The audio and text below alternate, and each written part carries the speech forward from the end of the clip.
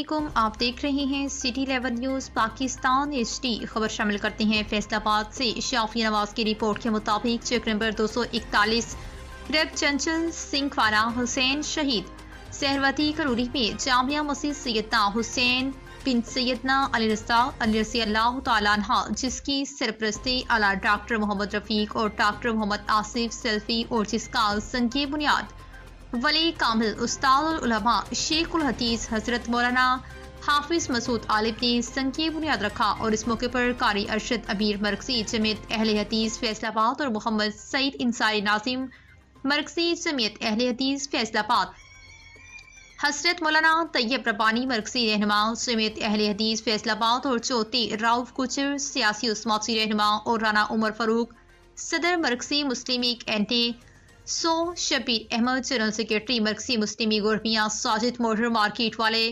محمد زین خان پیٹ دیوارے علاقے کے سیاسی اور سماجی لوگوں نے بھرپور شرکت کی۔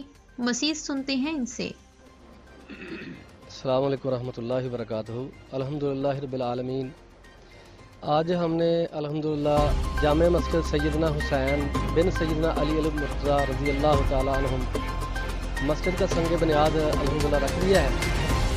مسجد الحمدللہ رمضان المبارک کے اندر پہلا جمعہ ادا کیا تھا، اور اس کے بعد باجماعت نماز ہو رہی ہے اور جمعے ادا ہو رہے ہیں۔